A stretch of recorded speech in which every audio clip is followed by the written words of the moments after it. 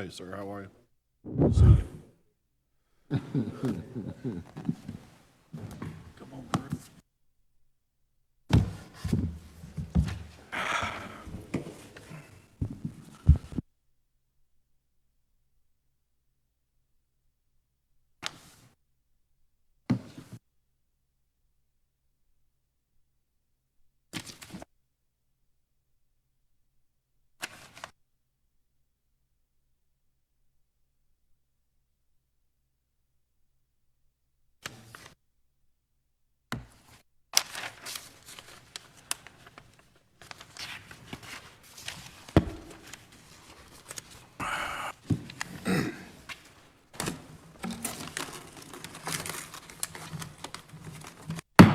Call the meeting to order. Madam Clerk, if you call the roll, please. Mr. Buckner? Here. Reverend Campbell? Here. Mr. Hood? Here. Mayor Jones? Here. Mr. Mayo? Here. Vice Mayor Miller? Mr. Saunders? Here. Mr. Vogler? Here. Mr. Whittle? Here. We have an invocation by Councilman Campbell, followed by a pledge of allegiance. If everyone would please stand. We'll stand, please. Could we gracefully bow our heads, please? Father, we thank you for this day, for your goodness and your mercy. We thank you for all of the city employees who faithfully served our community through this storm that we have recently incurred. We thank you for the service in our community. We pray for your wisdom and knowledge to help us to serve our people faithfully and make the right decisions that will affect our people. In your name we pray, amen. Amen. I pledge allegiance to the flag of the United States of America and to the republic for which it stands, one nation, under God, individually, with liberty and justice for all. I want to say good evening to those of you who are here in the chambers, those of you who are viewing us at home, and those of you who are viewing us on River City TV. I just want to pause for a second, Council, and I've asked Ryan to go and get Mark and Arnold and city manager and deputy city manager and all the city staff, if you all can gather around the podium for a second, please. Officer Ferguson, and if you also can join them at the podium, please. And I'm waiting on Arnold and Michael, all city employees. If you're here, please join them at the podium. And Arnold and Mark are on their way in, along with Ryan. And what we're doing tonight, I know you all are looking at one another, and Hayes and the council members are looking at me. I see them looking at me left and right, wondering what's going on. Our city has done some tremendous work in regards to things that hit us unawareingly. And oftentimes this council says to each and every last one of you all, thank you so much. I happened to see Mark. My daughter was showing me where Mark was out there each and every day, police officers, Arnold sending out messages. And to all of you all who are here, this does not represent all of our city departments, but a lot of times people will call and complain about things that aren't. And tonight we just want to salute you all. I want council to join me in saluting you and the entire employees of the city of Danville for the awesome work that you all do. Council, will you join me?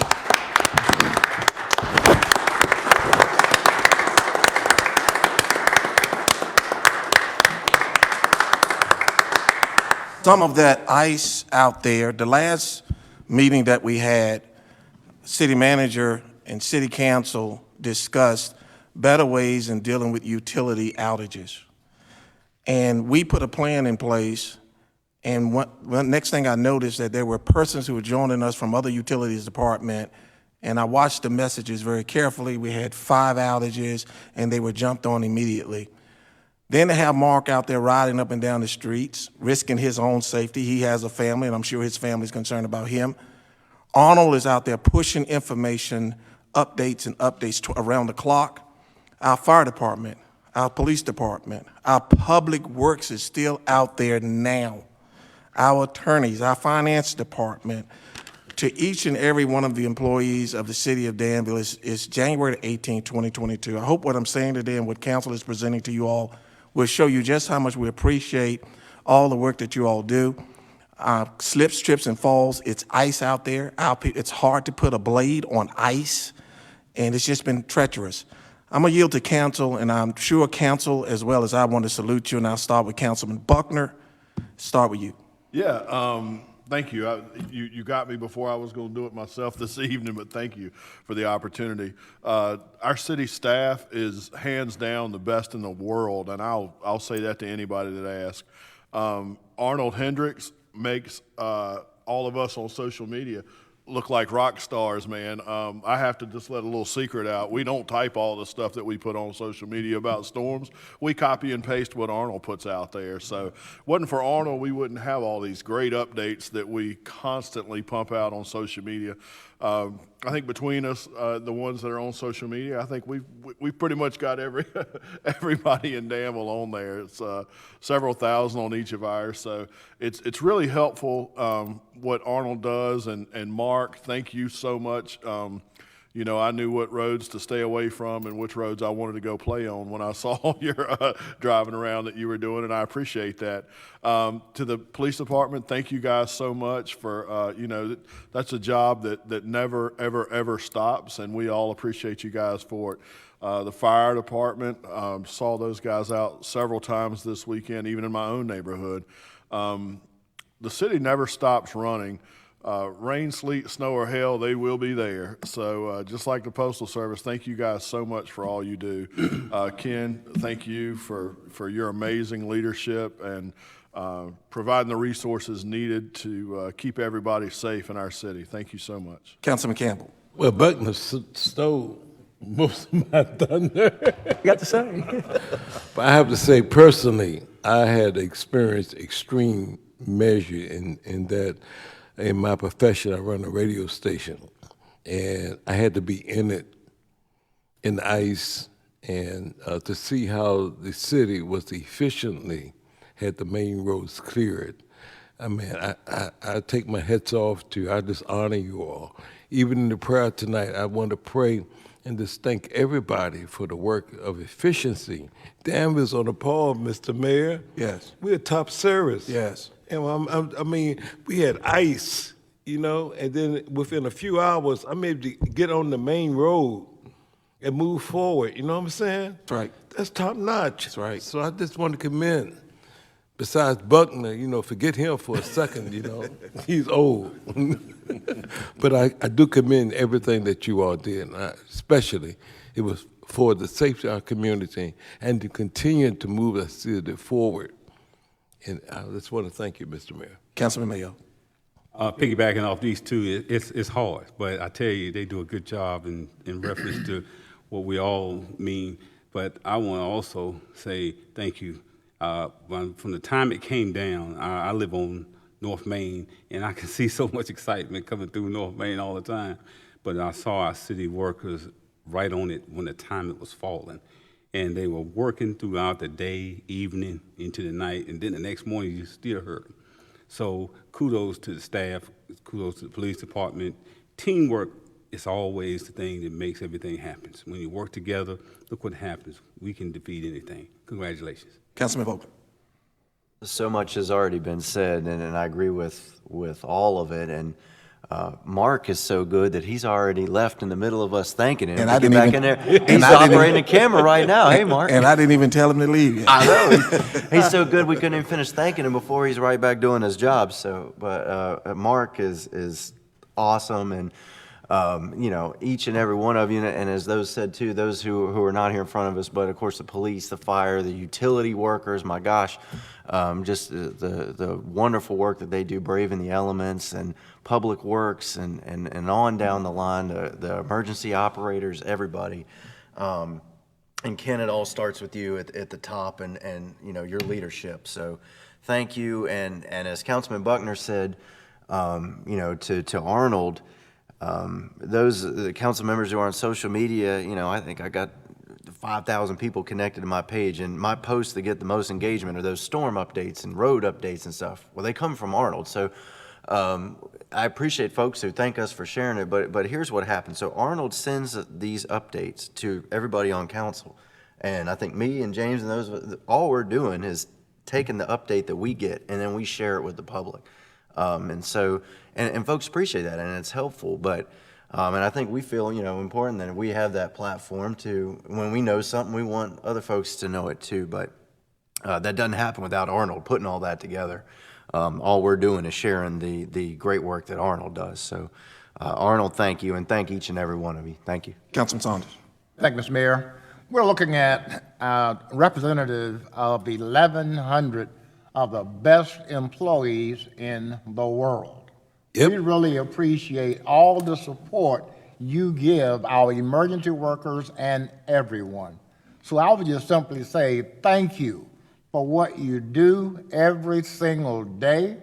Also, thank your families for supporting you in what you do, and thank you for being willing to put your life on the line in terms of safety, and thank all of the other 1,100 employees to be there with you as you go about your daily duty. Thank you, Mr. Mayor. Thank you. Councilman Hood. I just want to say thank you also. The efficiency is amazing. Teamwork always makes the dream work, and just to be a citizen first of the city and see the work and the diligence that's put out there in a timely manner is phenomenal, and it just goes to show just how well structured everything is.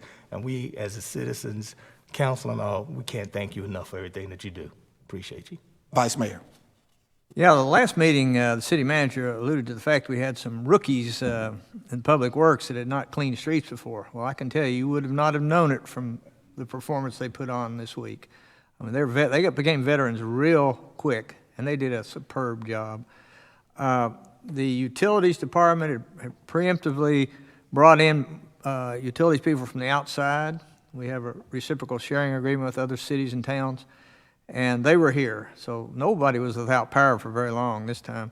They just did an outstanding job. And it's dangerous work. You remember a few years ago, we had a public worker killed in a bad storm. So it's not, we say they're taking their life at risk, but they are. They literally are. So they, and then the fire department has to be out there if a fire starts. You see in the big cities recently there have been some terrible fires, and they all occurred during bad storms and snows and cold weather. The fire department has to be there. The police department has to go.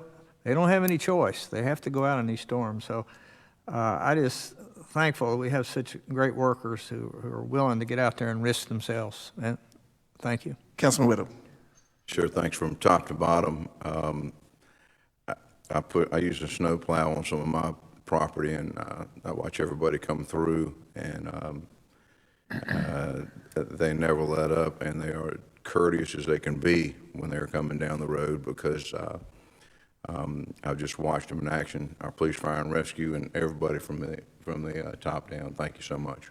Some of the persons, if you're viewing at home, we have persons from our finance department. Raise your hand, Michael.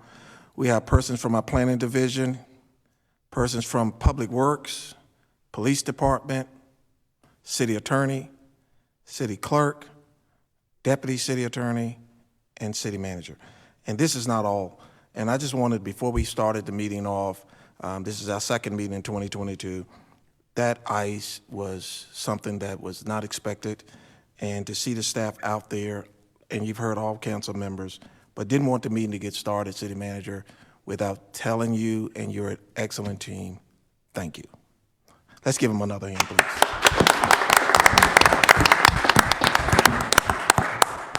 I'm gonna do something else.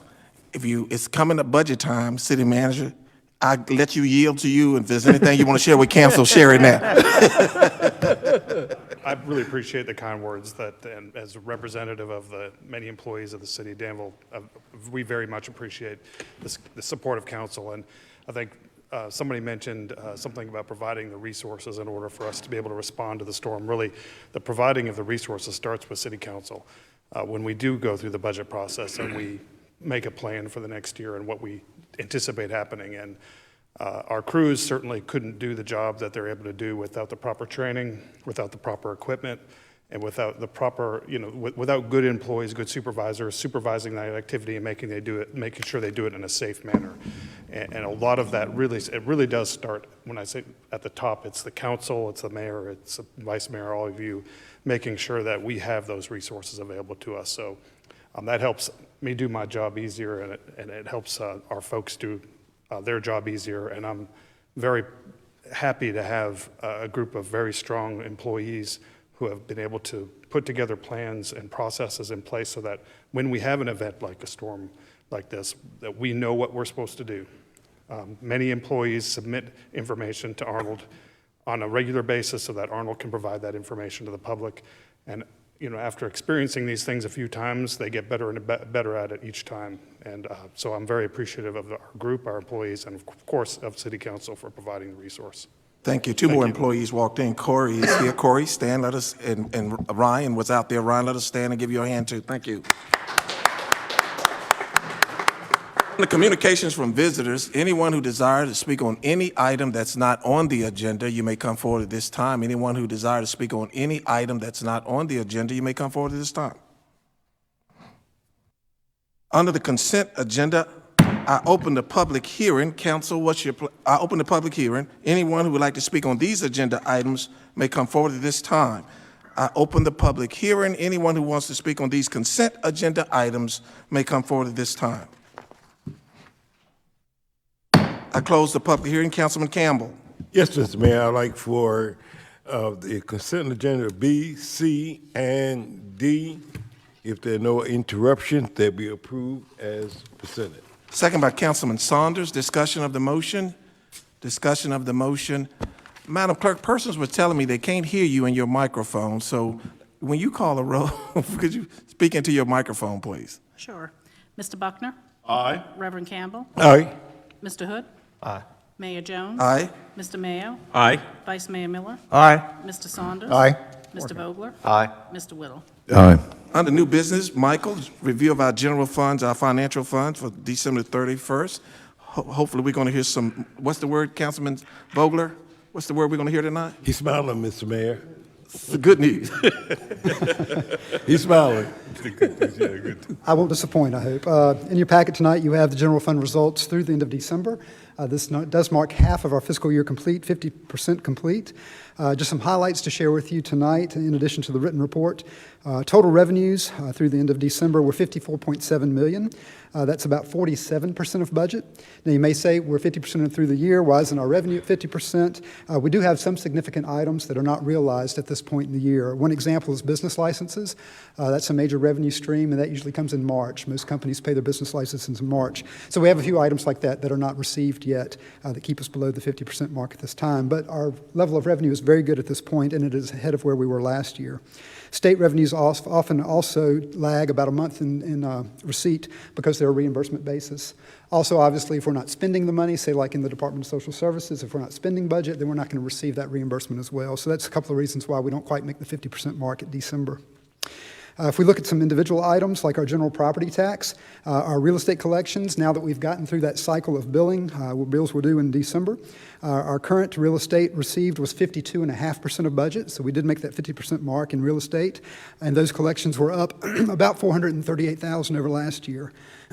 Our delinquent collection of real estate taxes is also performing very well. It was at 56% of budget at the end of December, and that was about a $26,000 increase over last year. With regard to personal property, that's also a cycle of billing that occurred in December. We were at 49% of budget. That's another area that we don't quite make 50 because the state portion of personal property is not equally received throughout the year. So that's right where it should be at the end of December. With regard to local consumer taxes, our three main pieces of that, sales tax, meals tax, and lodging taxes, are all outperforming budget at this point. Sales tax, we've received $5.3 million. That's 52% of budget, and that's up $408,000 over last year. Meals tax is performing very well at $4.9 million received in December. That's 58% of budget. So that's tracking well ahead of budget. That's an increase of $858,000 over last year. And then lodging taxes, although it's a smaller budget line item, it's just over $1 million at the end of December. That's 72.5% of our budget. So almost 3/4 of our budget's already been realized at the end of December, and that's an increase of $318,000. The state revenues are tracking just as expected, so I have no concerns at this point on the revenue side of the general fund. As far as expenditures go, our departmental spending is at 46% of budget, so it's trailing budget, just as we usually see. It is up about $1.6 million over last year, but I'll remind you that last year we were able to use about $1 million of CARES Act money to cover public safety salaries. Obviously, we couldn't do that this year, so that's one reason why the expenses are higher this year than last year. On non-departmental expenses, that's primarily debt service and our group health insurance claims. That's right at 50% of budget at the end of December, so no concerns there. As I've mentioned in previous months, our schools are having to spend more of their local funds right now. The state reimbursements and state monies are just delayed this year.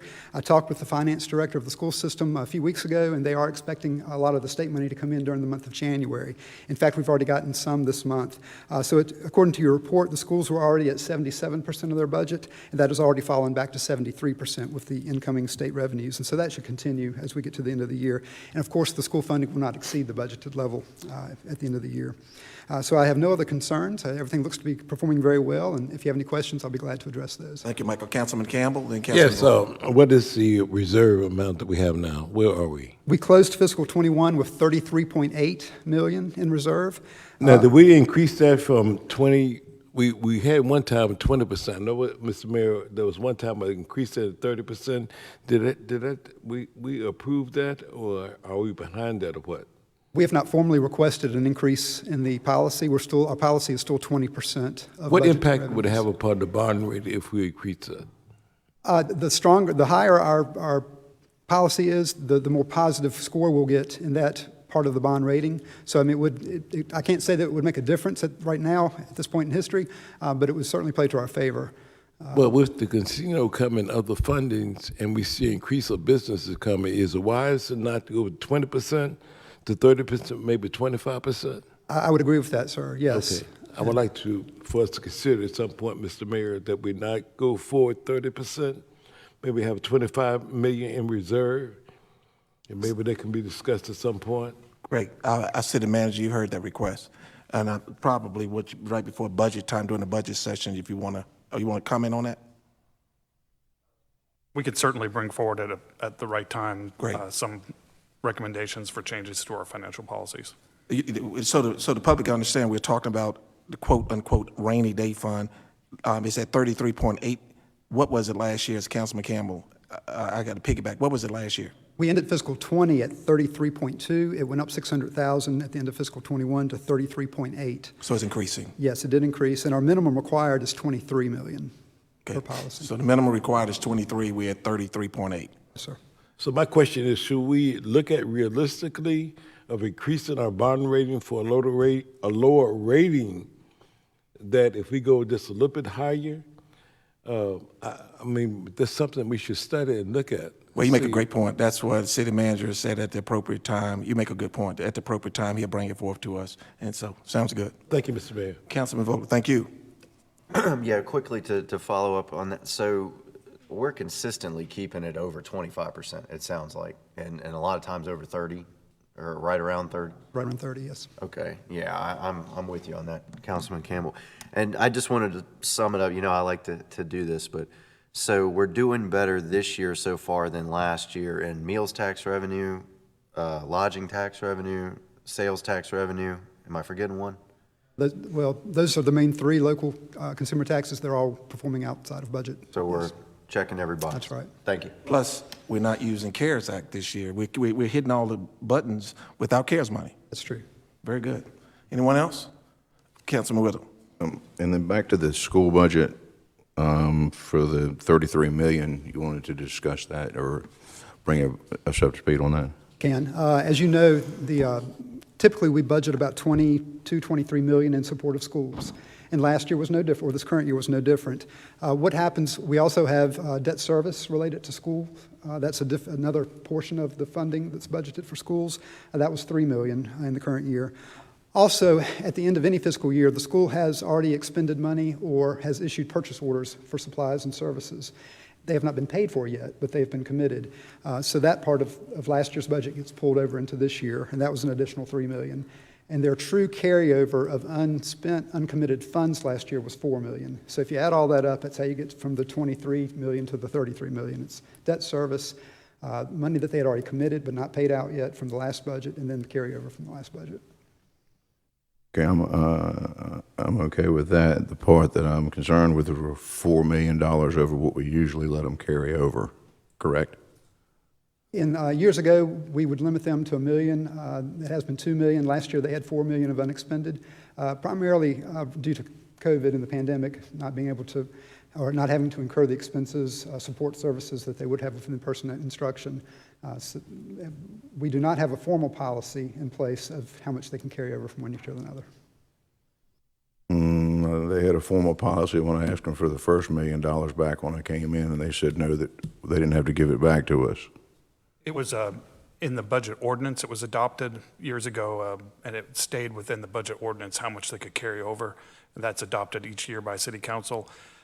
When there was a challenge in providing the schools with the amount of money that they needed, the council approved, I recommended and the council approved an increase to the amount of carryover money that they were allowed to keep in order to support their operations. And in the previous year, we eliminated the cap, or I recommended an elimination of the cap, and it was approved by City Council. And my impression at the time, and I can certainly verify this and we can get information, is that those funds were to be used by the school system for capital type expenditures, repairs, and things like one-time expenses. There was a transition with superintendents about that same time too, so I would have to go back to the superintendent and ask for that information, but I'm sure if we wanted to, we can get a report from them about how they used that $4 million in carryover. But typically, in the past few years, it's been to provide them with the funding necessary to operate. But this most recent year was capital and operations.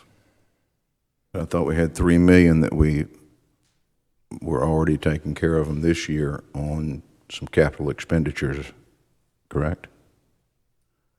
The current year budget included $2 million of capital expenditures for school projects. And do those notes run on? Do we have notes with them, or these are just air conditioners, maintenance and repairs? Best of my recollection, a lot of it is HVAC repairs or upgrades, roof replacements, those type of things. Okay, so we don't have an amount. It's just open, whatever we're going to do with that. It's whatever was adopted in the budget ordinance, and the most recent budget ordinance that was adopted didn't have a limit to the amount that they could carry forward. But there was a commitment that those funds would be used, it was a majority of them.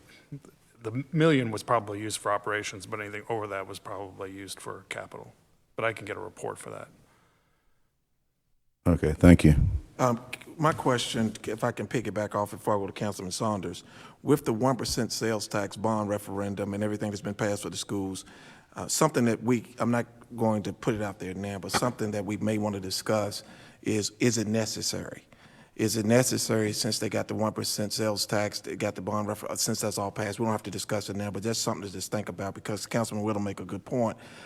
When we talk about infrastructure, and we talk about now that the 1% sales tax, the carryover funds, and if we still using the same language, is not going to make any sense that we're allowing them to carry over funding for HVAC, roofing, and those types of things when the citizens have already passed the 1%. But that's for another day. Something to think about. Councilman Saunders. Thank you, Mr. Mayor.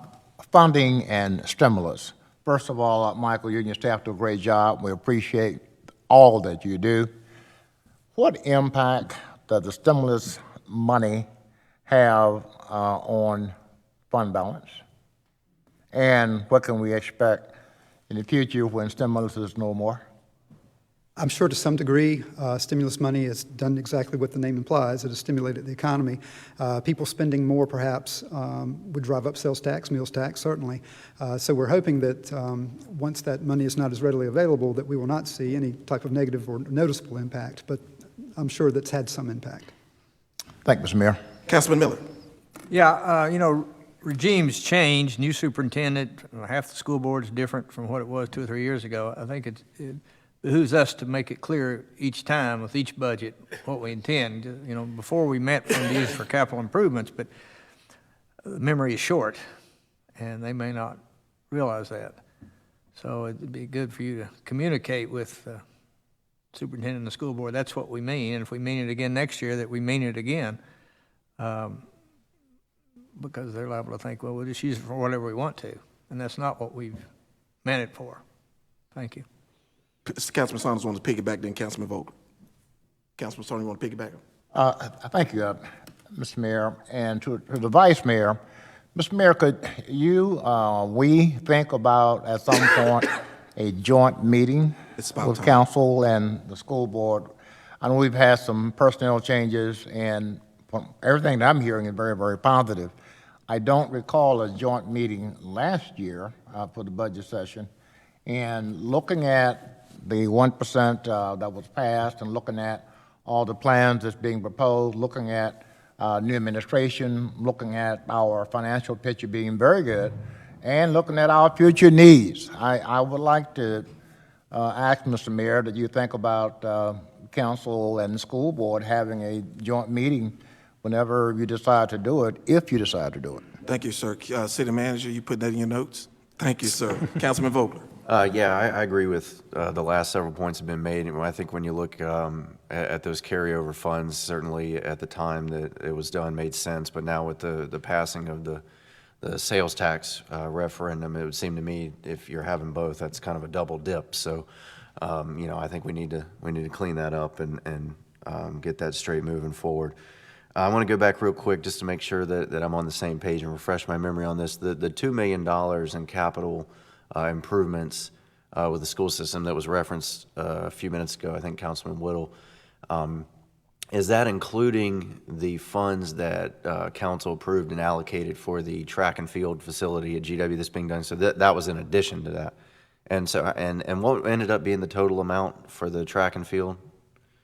No, the current year allocation was $1.3 million. There was already money there, or $1.7 million. We had it set aside Right, for right. several years, $1.3 million. And so, and then there was another $2 million on top of that. Okay. And Ken, I don't know if now would be a good time, but since I brought it up, folks watching may want to know, can you give a quick status update on the track and field at GW, or at least what you know of it? Sure. Well, I mean, it's a good thing that the GW football team got into the playoffs and had some home games. Unfortunately, that also put them behind in renovating the field, which is required as far as renovating the track. They're going to have to renovate the field too, but it is on track at this point, so to speak. The design, I think final design was being completed. They were going to go into bid pretty soon, either this week or maybe it was last week, but within a window of a few days, they're supposed to go out to bid on the project, and they intend to begin construction so that the football field has got to be ready for football season, so they got to get it done by the end of the summer. So that's my understanding of where it is on the entire complex. So the track will be around the football field, will be completely renovated. All drainage issues will be corrected. It'll be at the standard that is necessary in order to have college-level track meets, which of course will meet all sorts of different requirements for various levels of track.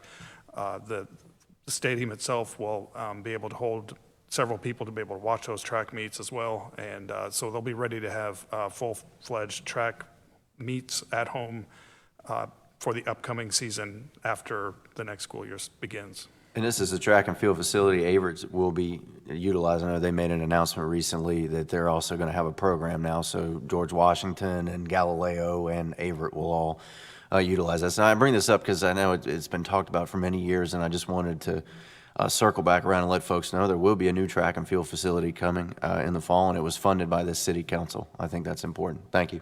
To pick it back off of Councilman Saunders, whatever conversation you plan on having with Dr. Harrison, what may be a suggestion would also, if we can meet her leadership team and she can meet your leadership team. Persons, I don't know who they are, and it'd be nice, as Councilman Saunders stated, so many new persons, whether they're principals, assistant principals, whatever they are, so we can meet them and they can meet your team as well. Thank you. Councilman Campbell. Yes, sir, Mr. Mayor. I think that it's most important to the citizens of Danville who have voted for the 1 cent increase on taxes that we are completely transparent in what we're doing. And the initiative, Mr. Mayor, and all the ideas we talk about tonight, it should be explained and expressed in the media, the progress we move forward. We have nothing to hide. and we want to make, for what I'm hearing for all the city councilmen, it's important for the educational process. We want to go to the next level. We have problems. It's not acceptable where we are. And council is saying that we have voted from the citizens of Danville to improve where we are. And we owe a responsibility to the citizens of Danville to show what's going on. We have nothing to hide, period. So the financial concerns are there. We want top-rated education. Now also we need the education process to come to the level also. We all are responsible for that. There's no exception. If we're putting the funds out and the citizens are putting millions of dollars in our hands for accountability, then we are responsible. We are responsible to make sure that everything is in place. If it's not in place, we make some changes. Because this is serious. We're accountable, all 9 of us. All 9 of us. We are accountable for what the tax dollars are spent and make sure they're done rightly for our educational process and for the future. Thank you, Mr. Mayor. Well, your words, sir, Councilman Campbell, were right on target. And so many times before we go into a meeting, it's them being an elected body, we being an elected body. But even with Councilman Whittle, I want to thank Councilman Whittle for bringing it forward because we're trying to clear some things up. We were using carryover funds for capital improvement. Now the citizens then went out and voted for capital 1% sales tax. And like Councilman Campbell and everybody's saying, Councilman Song, we need to clean it up now. And Councilman Campbell, your point is well taken. Education has become one of our #1 priorities. Yes, sir. And we're not playing transparent. And we're not playing with it. No, sir. And I think that's the problem with people don't understand is we are serious about We have education. nothing to hide. Councilman Miller. Yeah, one time when we started looking into the track, one plan proposed that the city would manage it or have somebody that was a manager of it, and then, it'd be used by Averett and the high school. But I think it's been taken away from that, and which may be a good thing. But who makes the call? If Averett wants to practice on a Friday and the school wants to have a meet on a Friday, who's going to be, is the school board going to be in charge of that? Averett, they're going to work it out somehow? Because I can see a lot of confusion there. But Dr. Miller, that's going to have to be in the meeting because I would not even want our staff. I wouldn't even want our staff to try to guess it. This is why it's so great that Councilman Saunders said this time. I personally owe council an apology. I have been as mayor since I've been mayor. That has not been a joint meeting. Is because in past histories we know what took place, and as Councilman Saunders stated, it's a better day now. And I'm hoping that we go into that joint meeting with the same energies that we have now, and we can accomplish some things coming in. Councilman Campbell, you hit it right on the head. They need to understand we're just not the piggy bank. That's right. Dr. Miller, back to you. So that's just my question, just try to get some understanding of how they're going to manage this, and they may not know yet, but. I can certainly ask. Okay. Anyone else? Michael, Kenny? Yes, I just pulled up the budget ordinance that was adopted by City Council. I just want to make sure I provide clarity to you and the public. It says that authorization for the city to transfer any unencumbered funds for support of public schools from schools operations account to school capital projects and the capital projects funds as requested by the schools. So there is, it designates, if I'm reading this correctly, it designates that unencumbered funds for operations can be used for capital at the public schools upon request by the school system. And that's how we would operate moving money. And I'm looking at the city attorney and he agrees with me. So it's for capital at this point is what it was listed. And that's what they requested. And they gave us a CIP. It was Dr. McGuirk at the time, had several projects on it that showed how they had a number of capital projects that were needed for the school system, and then how those funds would be used for capital, plus if a sales tax were to be passed, how those funds would be used as well. So they've been transparent about it as well. They've been transparent, but for going forward, I think, as been stated by all council members, it's time to clean that up. Madison. So if the 1 million that we all agreed on when I got on council, that was not in writing, or that was changed with this ordinance, just because it's pretty ambiguous there to me. Previous budget ordinances had that line differently, but each year has its own budget ordinance, depending on the circumstances of that year and the needs of that year. And that, in previous budget years, maybe 3-4 years ago, I believe, and that probably existed for 4 or 5 years before that. Each year said that up to $1 million could be carried forward. And each year they carried forward. I don't think they ever returned any money. So they always used it all, so, I always asked. yep. But, okay. Can I ask Councilman Saunders and Councilman Miller to work with, you both served on the committee with the education. Can I ask you both to work with the city manager to create an agenda and a timeline for this joint meeting? And during that meeting, I really, because Councilman Campbell really got me stirred up too, I really would like to yield to you and Dr. Miller, because you all have been serving on it. Is that okay? Dr. Miller, is that okay with you? Fine, Thank you. no problem. Anything else, Michael? Mr. Mayor, I just wanted to follow up. One comment about the 1% sales tax. As you know, I just want the council to be aware, obviously, the state legislature limits the use of that money to school capital needs only. So that's all that we can spend it on. Every penny of it has to go to school capital needs. That money is also segregated by the state. It will be sent to us separately from any other fund, so we will have no problem isolating it into its own project, so we can ensure that it's accounted for properly, and we have no concerns there. I just want you to be aware that that's how it would be And I handled. think you just answered one of Councilman Campbell's questions about transparency. That sounds good. Thank you, Mike. Great report tonight. Thank you so much. Thank Councilman Saunders and Councilman Miller. Thank you so much for working with the city manager to plan this meeting and to spearhead it. Under item B, consideration of authorizing the abandonment of an unused city utility easement across 1100 West Main Street. I open the public hearing. Anyone who would like to speak on this agenda item may come forward at this time. Anyone who would like to speak on this agenda item may come forward at this time. I close the public hearing. Councilman Vogler. Yes, Mayor, I move we adopt a resolution approving and authorizing the abandonment of an unused city utility easement across 1100 West Main Street in order to facilitate development upon the same property. Second by Councilman Buckner. Discussion of the motion. Yeah, I got a question. Councilman Whittle. So is that the water line that feeds the retention pond right off of Bishop? Is it Bishop? Yes, I think Utilities has relocated a new pipe under a public right-of-way, so that pipe is no longer needed for that actual retention pond. So is it the one that comes from the tower?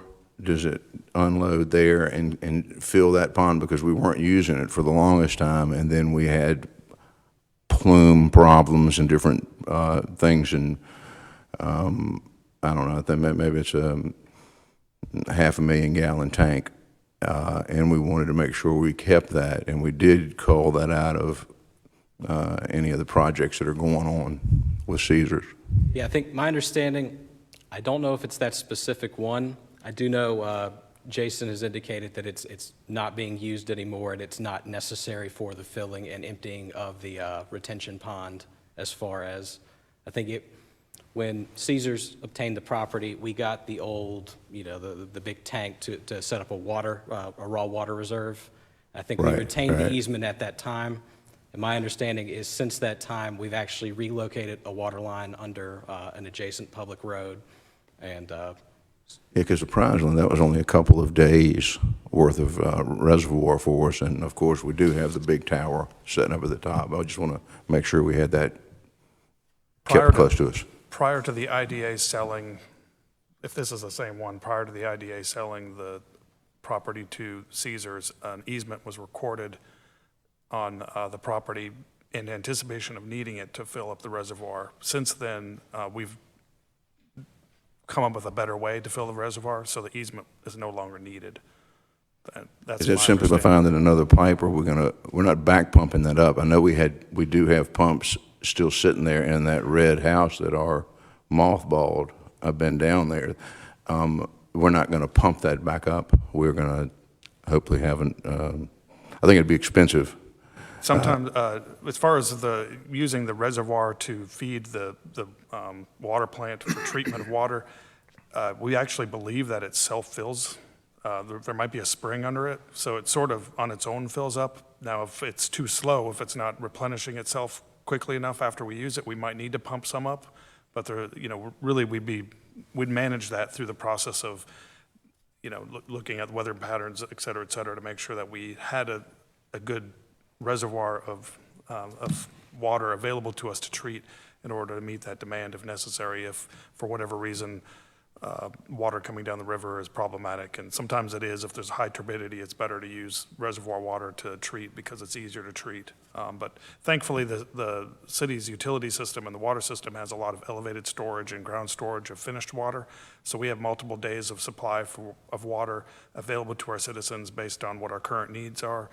And on top of that, we have this extra backup plan for issues in the river, which would provide us with the ability to treat additional water for a period of time to meet our needs. So I feel very strong that our citizens are well protected when it comes to treated water for their needs.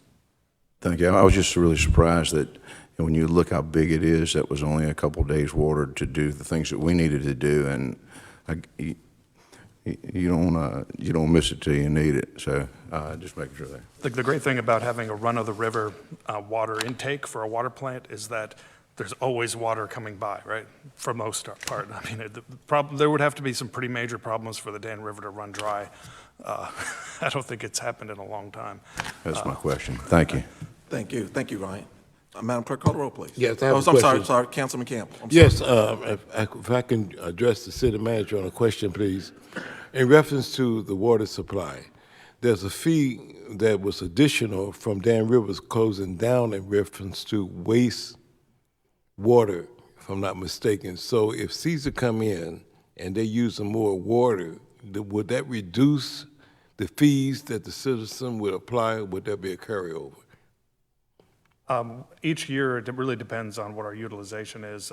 We have a biennial rate study, and we take into account what our utilization is, what our costs are, and we analyze that information to come up with a rate that makes sense. I believe we had a rate reduction most recently because of that. Because of that analysis, so it's possible, depending on how much water is being used. Explain something to me. I'm not as smart as you are. I realize I have a weakness that when it comes to utilities, I'm trying to come to your standard. And of course, the mayor knows more than I do, and I'm just, old. You prayed the prayer. You prayed the prayer. I'm trying to understand something. Now, when Dan River closed, there was a reservoir, true, that was carried over to the citizens of Danville. That was a monthly fee because they closed down. And that reservoir was there, that the citizen had to carry on that responsibility. So if Caesar come in and they begin to use a lot of that waste that we were paying for, will there be a reduction to the citizen, or would there be a carryover? I think that like I said, we do a biennial rate study and we factor in what the utilization is, and would really have to see what it looks like. I don't believe that the casino is going to use anywhere near the water or wastewater that Dan River Mills used. So I don't think it's going to have that much of an impact overall. But we do every couple of years take a very hard look at what our costs are, what our utilization is. Yes, the more water you sell, the less it costs overall for everybody. So if we have an increase in customers, then that could impact it. We do know that some of the industries that we've recruited probably are more impactful to that kind of thing than the casino. For example, Tyson is likely going to use a lot of water, although they're in Pittsylvania County. The water comes from Danville to the Cane Creek Center and serves Tyson. So that's an example of additional water that will be used. Once they're up to full production and actually using the water, then we'll have a better idea of, what the cost is per gallon of producing water, and that could then lead to an impact on the rate at some point in the future. Don't get me wrong. I appreciate what the city of Danville is doing, because I think we are improving tremendously where we are. And I expect where we are is efficiency. And I see things are happening within our community. It's going to a different level. I just make sure that the councilmen understand that there's a wide gap here. And we are here to make sure our citizens of Danville are getting the best pricing, even with the city of Danville and in the county, because things are changing, that we are aware of what's going on, that we can make our city grow even prosperous, even more. The ability we are able to lower the utility rate would mean our city able to grow even faster. That's my concern, Mr. city manager. Thank you, Mr. Mayor. Thank you. Dr. Miller? Yeah, as I understand this, before I came on to council, Dan River had needs and projected needs and expansion. And to fulfill those needs, the city increased their capacity for both treatment and, treatment of water and providing water. Well, when they closed, those monies had already been borrowed or spent to increase capacity. So the Danville citizens were left holding the bag in a way, because Dan River suddenly turned around and closed and didn't need all that water, need all that treatment. And so part of it was, paying off debt that we had to pay off. Now we've started to get some industries back, and as the city manager said, we'll probably end up using some of that capacity. And we have decreased water rates in the last time, and we look at that on utilities every year. But we have been able to decrease it. But a lot of that debt was, again, nobody knew Dan River was going to close. They said they were going to expand. They needed all this capacity, needed all this water treatment capacity. So the city had to spend the money to provide it, and you got to pay those bills. If your tenant leaves, you still got to pay the bills. And that's what a lot of it was. But we have decreased rates, and again, it's looked at every year. I just think, Mr. Miller, I think, Councilman Miller, I think you're most definitely right. I think as industry comes in and it grows and we move it to different levels, then we owe the citizens of Danville, as we begin to use more of that substance, that they keep aware of that this is a process of lowering their rates. And if we do that, we're not being efficient as transparency. That's all I'm saying. Yeah, I think Councilman Campbell's point is, city manager, anywhere we can find some savings, let's take advantage of it for our citizens. Am I correct, Councilman Campbell? Yes, sir. Let's find some savings. I agree. And Dr. Miller agrees. Anything else? Madam Clerk, call the roll, please. Reverend Campbell. Aye. Mr. Hood. Aye. Mayor Jones. Aye. Mr. Mayo. Aye. Vice Mayor Miller. Aye. Mr. Saunders. Aye. Mr. Vogler. Aye. Mr. Whittle. Aye. Mr. Buckner. Aye. Consideration of vacating an unused city easement across 4 properties in Pittsylvania County. I open the public hearing. Anyone who will desire to speak on this agenda item may come forward this time. Anyone who desires to speak on this agenda item may come forward this time. I close the public hearing. Councilman Buckner. Mayor, I'd like to make a motion that we approve a resolution authorizing the abandonment of an unused city utility easement across 4 properties in Pittsylvania County owned by the Edward Davis Family Land Use Revocable Trust in order to facilitate the development of solar energy installations upon the same property. Second by Councilman Mayo. Discussion of the motion. Councilman Whittle. So I'm glad to see we're moving some of those encumbrances out in the county that we have. I appreciate that. Do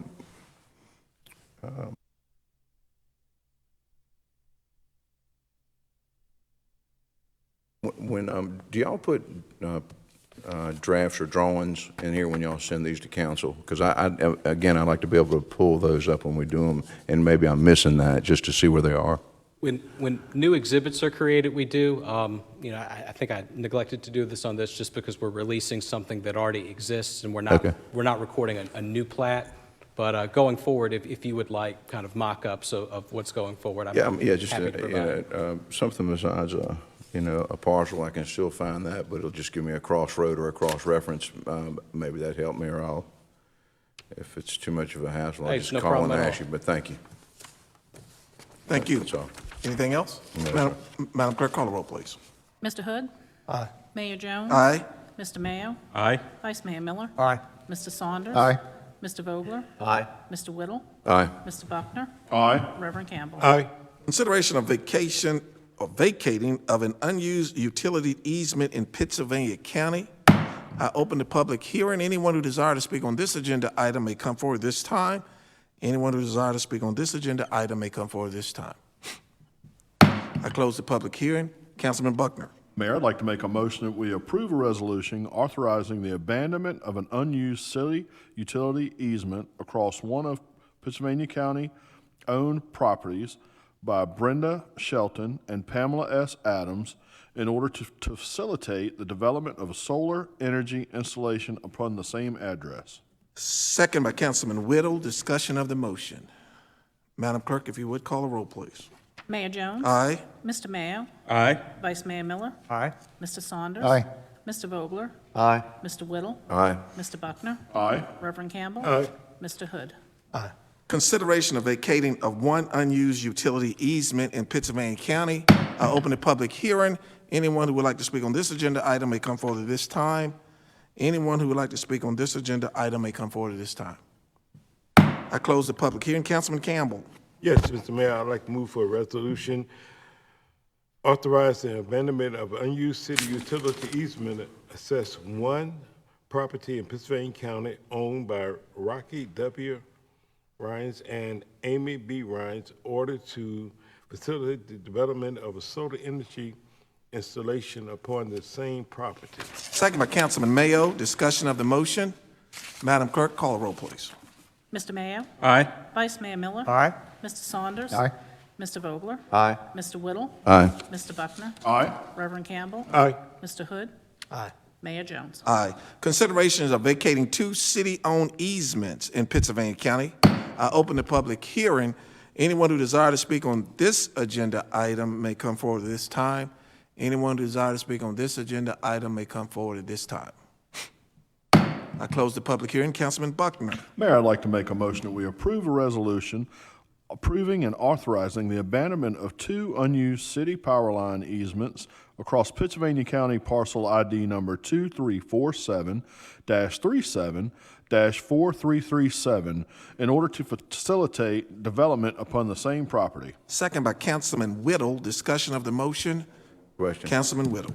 Are they able to run the, are these for solar panels? On this particular property, no, this is a RIFA parcel, and I believe it is to facilitate economic development. I do actually have a mock-up of this one. Okay. The other one, can I just back up a little bit for a second? On the other one, do they let them put the solar panels pretty close to those high voltage wires, or were those just easements that we had out there? Those were easements, and there's not actually any overhead equipment. I think several were from like the 1940s or 50s, reserving the right to run through there if development happens, and they were never actually developed for residential use. And Okay, so, thank you, and I'm good with it. Thank you. Thank you. Anyone else? Madam Clerk, if you would, call the roll, please. Vice Mayor Miller. Aye. Mr. Saunders. Aye. Mr. Vogler. Aye. Mr. Whittle. Aye. Mr. Buckner. Aye. Reverend Campbell. Aye. Mr. Hood. Aye. Mayor Jones. Aye. Mr. Mayo. Aye. Consideration of the sale of a vacant lot on Fox Hollow Drive. I open the public hearing. Anyone who would like to speak on this agenda item may come forward at this time.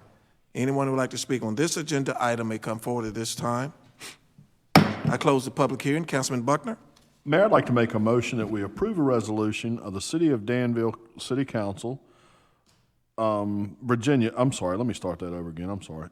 I make a motion that we approve a resolution of the City Council of Danville, Virginia, declaring a certain city-owned property to be a surplus to the needs of the city and approving and authorizing the sale of said property on parcel on Fox Hollow Drive for the sales price of $500. Second by Councilman Whittle. Discussion of the motion. Madam Clerk, call the roll, please. Mr. Saunders. Aye. Mr. Vogler. Aye. Mr. Whittle. Aye. Mr. Buckner. Aye. Reverend Campbell. Aye. Mr. Hood. Aye. Mayor Jones. Aye. Mr. Mayo. Aye. Vice Mayor Miller. Aye. Consideration of granting a community garden license on parcel 05001 and 05005. I open the public hearing. Anyone who desires to speak on this agenda item may come forward at this time. Anyone who desires to speak on this agenda item may come forward at this time. Please state your name and your address for the record, and good evening to you, sir. Good evening, sir. Honorable Mayor, Vice Mayor, members of the City Council. My name is Khalil Khan. Khalil Khan, and I represent the Danville Muslim community. I'm the president and the board of director of the Muslim community. We, the Muslim community, are indebted to the city of Danville. Indebted to the city of Danville for many reasons. Number one, you have given us a place to live. Danville has given the Muslim community a place to live. People come from different parts of the world. I came from thousands of miles away. I live in this country over 50-something years, and I've lived in Danville over 30 years. Danville is my home. You being plural also, City of Danville has given us a place to work, place where we can send our children to school. And some of the Muslim community are in all facets of the city of Danville, in the medical field, in the industries, in the teaching, every which way, in the gardening, even driving the buses. So we are grateful for that also. You have also given us a place of worship, free place of worship. When I came here less than 30 years ago, we just rented a 8 by 10 room. Started with 2 of us. Dr. Miller knows Syed. Syed was one, and myself. By the grace of God, we've got a building now, which is valued about $500,000. You have done that. You have given us that opportunity to do that. We are also indebted to you, the city being plural. You've given us a place where we can bury our dead. Campbell, Mr. Saunders, Honorable Mayor, and we are indebted to that. We are grateful for that. We are happy that you give us a chance. I want to thank each and every one of you here on behalf of the Muslims of Danville. Thank you again. Any questions? Not questions, but I just want to personally say, I'm sure I speak on behalf of all the council, thank you all. And thank you all for what you're doing in our community. Any questions? Councilman Vogler. I just want to say, Mr. Conant, you know, I've known you for several years, and I appreciate so much the work that you do and so many others. And I remember that was one of the first votes I think I did on council was. You're right. Yes, sir. Yes, sir. I was much younger looking back then, but. I wouldn't take a fifth on that. But I was so proud and glad that we did that. And again, thank you so much. And I'll be ready to approve this here in a minute too, but thank you. Very much. Councilman Saunders. Just to say thank you so very, very much. Thank you. He was part of it. Councilman Larry Campbell. too. Yes, I want to say thank you also, not only what you're doing, but also with the sickle cell program with Faces of Our Children. I know what you do. You know, I support you 100% and way beyond that. I think it's so important for us in the time we live in now to unite. There's a lot of prosperity in our land right now in Danville for future to come. And I hope that we can go beyond expectation. That's my dream. But thank you so much for your endeavors, sir. You know what my heart is. Yes, thank you. Not only for the Assistant Virginia Coordinator for sickle cell disease, I teach at adult education. I also go to Green Rock and give some facility and help out at the hospital also. So I'm involved because I'm indebted to the city of Danville. Vice Mayor. Yeah, I've traveled a little bit around the world, and I'm convinced that the more diverse the community is, it makes it stronger. And it's good to have people here from around the world that come in. And so thank you for coming and settling here. And my only question to you is, how do we keep the deer out of our gardens? When you know the answer to that, sir, then please tell me because they affected me also. Pepper. Councilman Mayor. You eat them. But, Mr. Khan, I tell you, I've had a chance to meet you too. And it's Yes, sir. a We pleasure met. to meet you. And We my met. friend over there sitting down, I see her at the store all the time. But we want to know that we want you to know that we definitely support you in everything you do. Thank you very much, sir. Mr. Khan, Dr. Miller will oftentimes send us out some humor. I just want to let Councilman Mayo know to get ready because he think he just upped Dr. Miller. He didn't. Councilman Buckner. I have not had the, He lost every vegetarian vote in town. Councilman Buckner. Mr. Khan, I have not had the pleasure of formally meeting you, but I look forward to meeting with you in the very near future. I look forward to seeing what you guys are going to do here with this community garden. I think those are very, very important for many reasons. You know, it teaches people a skill. It also provides food for folks who need it. Yes, sir. And I love these things. Anytime I see one pop up, it just makes me happy because you're teaching people how to grow something from nothing, and it's just an amazing thing. And I look forward to supporting this. Thank you so much for all you do for our city. I thank you very much, sir. And I know you don't do this but every now and then, you and the young man that's sitting to your left, Earl Reynolds, you both have a way of sending me messages that mean a lot to me. So I just want to say thank you for those messages, and keep them coming, please. Thank you very much, sir. Thank you so much. Thank Any you. other question? No more questions. Thank you very much. We're still in public hearing. Anybody else want to speak on this agenda item may come forward this time.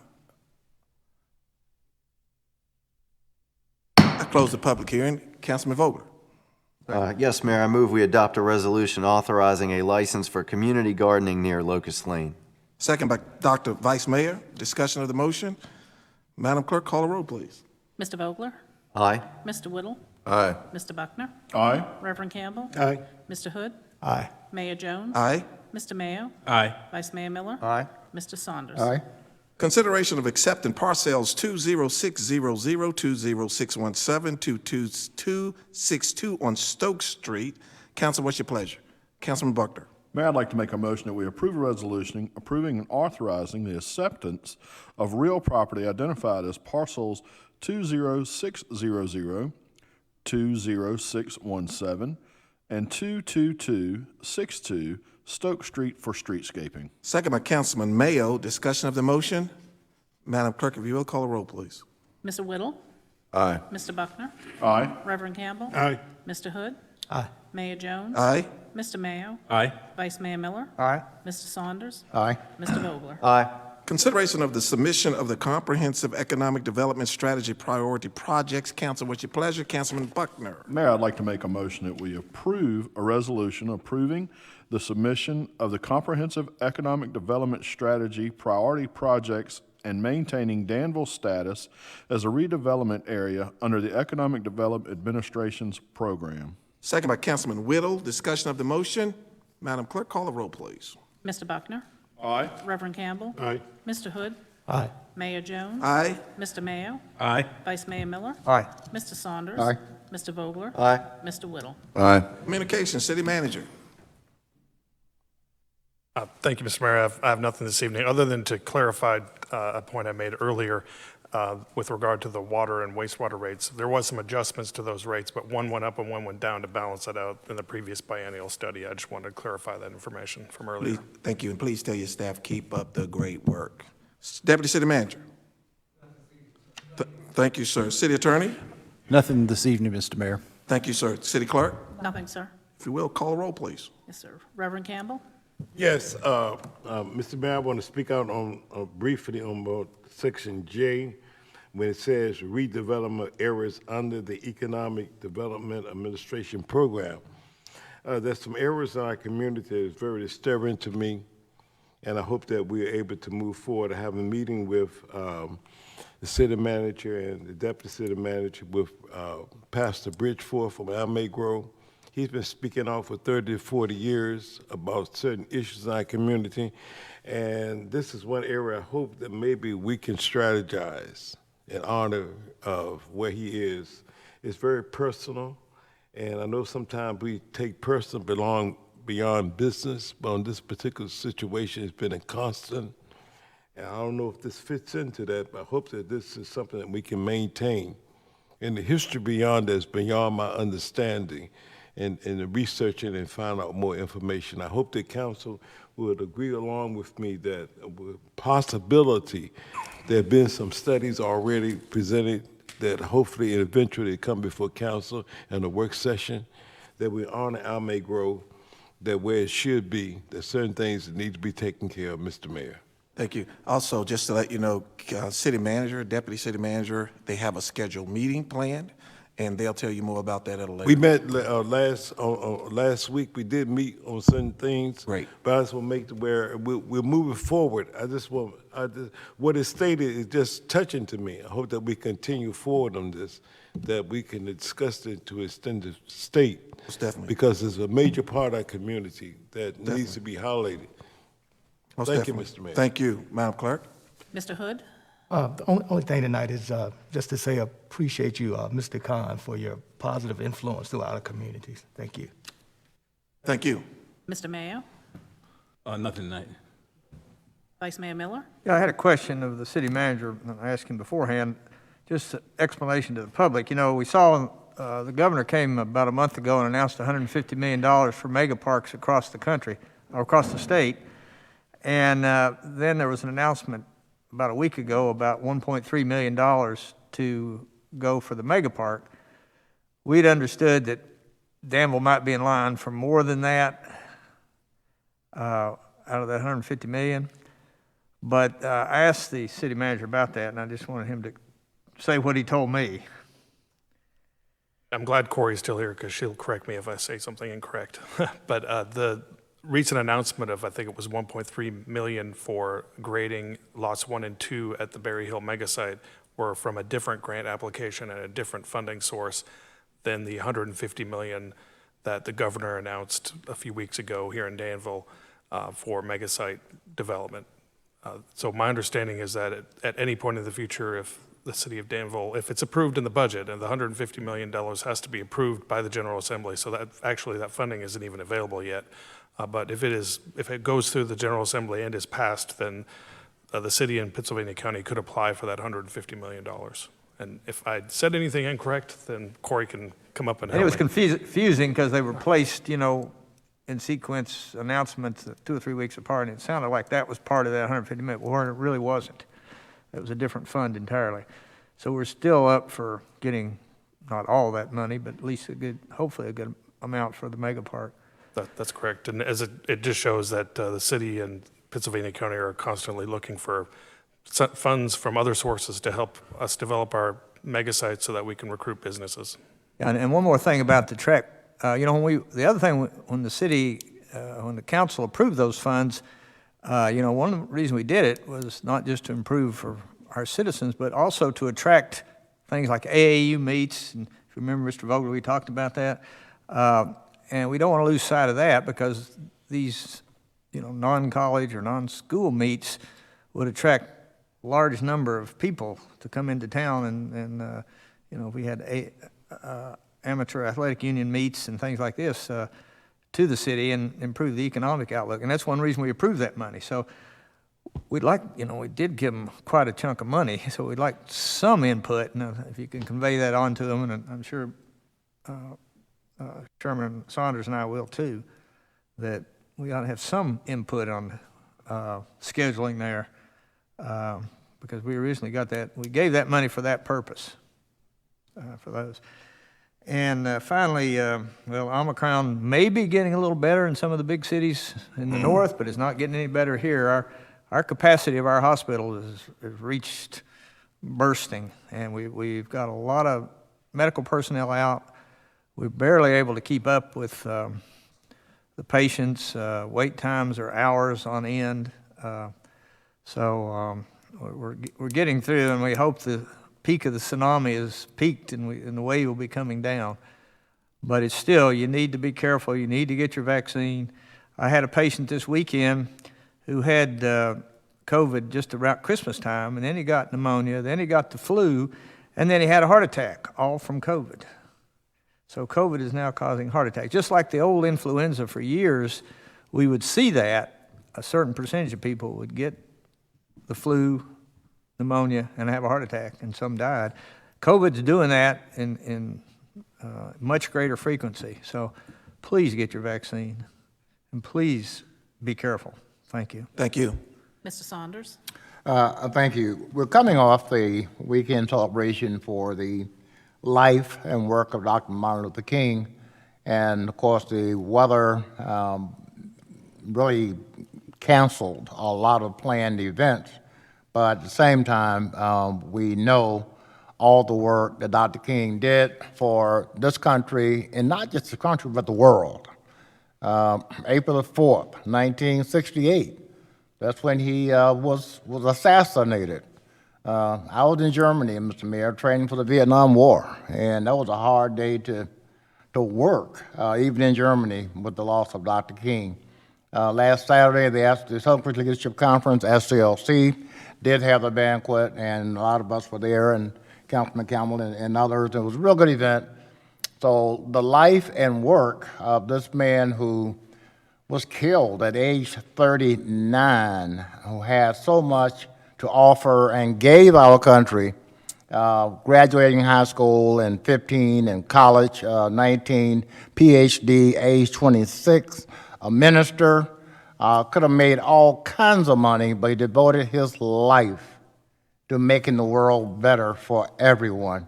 So I appreciate all the work that he did, and I appreciate all the people who honor his memory as well. And let me just say that the mayor talked about me and the vice mayor working on some issues. So any questions that council members have, whether it be regarding the capital improvement or anything else at all, please let Vice Mayor Miller and us know, or let the manager know rather, and the manager will certainly relay it to us. And I'd like to thank the mayor for placing the trust in me and the vice mayor to carry this ball. Thank you. Mr. Vogler? Yeah, I just want a couple quick things to get status updates on this evening. I guess it was about a year ago, across the hall, council had I wouldn't call it a retreat, more of a planning session. One of the things that came out of that I had asked us to look into was something I referred to as commercial revitalization zones.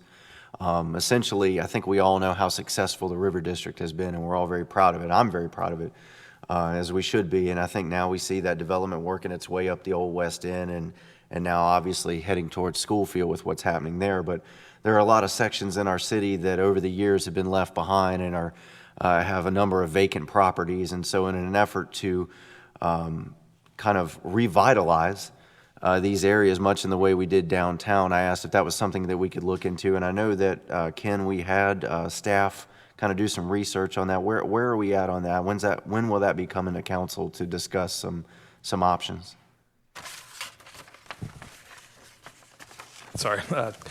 Corey and I, as a matter of fact, discussed this, I think it was last week, where we are.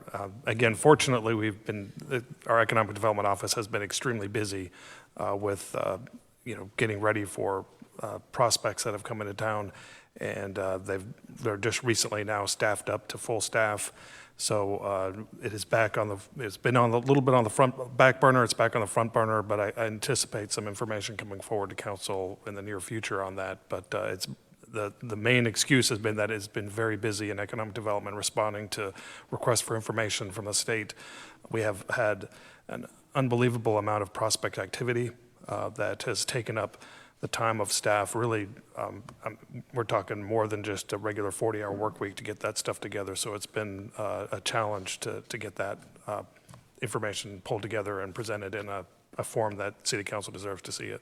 Well, absolutely. And Corey, you know how I feel about you and the staff, and you guys are doing an awesome job. So please don't take it in any kind of way of me being derogatory towards it. I just know it had been a little while, and I had some folks asking, whatever happened to that. So, and I know this is something that council as a whole, we all share the desire to see every part of our city and every citizen in our city thrive and succeed. And so we want to do what we can to help every part of our city be uplifted. And I think this is a discussion that we can have, that we can do some things to help in that regard. So I look forward to those conversations. The other one I wanted to not necessarily ask about, because I know we already discussed it, but to give an update. I brought up in a meeting about a month or so ago about property tax relief for our senior citizens and the permanently disabled, and to look at adjusting that, since it's been about 20 years.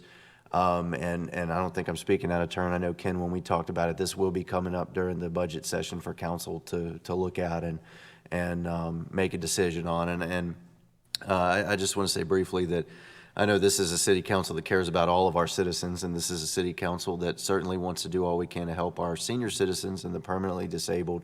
And so I'm confident we'll do the right thing, and we'll do what we can to make that right and to bring that up to date, since it has been 20 years since it's been addressed. So I look forward to that in the budget session as well.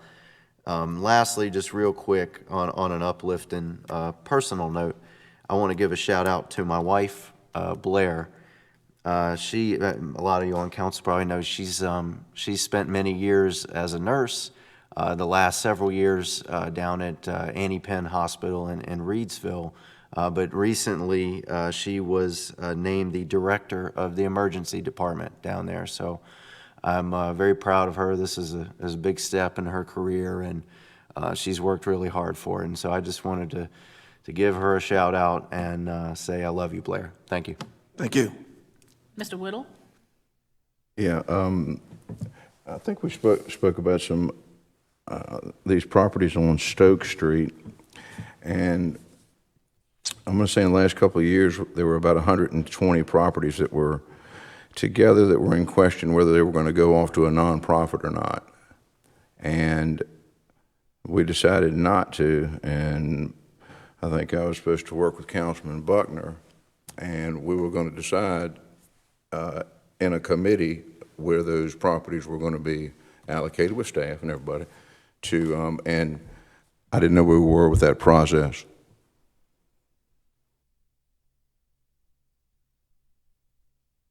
I'll have to do some research and come back to you on that one. I'm not sure I can, I don't have answer to that question off the top of my head. Okay, and so and this is just a little separate. I know that folks that are interested in the different property around behind W.W. Moore, which we've cleared, and it's got I'm sure we've got some kind of a master plan for that they're interested in buying lots and or 2 or 3 pieces to go in there, and I didn't know if we've got the designation on what can go in, what can't, and I need a sort of a follow-up on that. They want to come in and maybe do duplexes or whatever folks are doing, single-family homes. I just don't know where we are on that. I know that we're building some.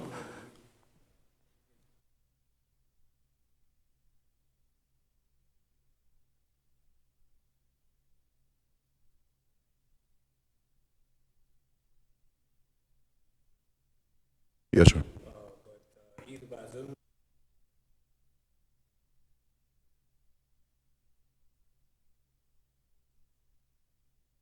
Fine, I'll get him in touch with you. Thank you. Thank you. And anything I've asked Earl to do, I've sent him right many folks. He's been right on spot with it, and I appreciate that. And he might tell you no, but most of the time he can get you a good answer. But thank you. Thank you. Mr. Buckner? Would like to say, I'm going to be real brief tonight. Happy birthday to Todd Sparks. As most of you guys know, Ann Moore Sparks. Her husband's birthday is today, and I think he's 197 years old. And I hope you have a kind evening, Todd. Take care.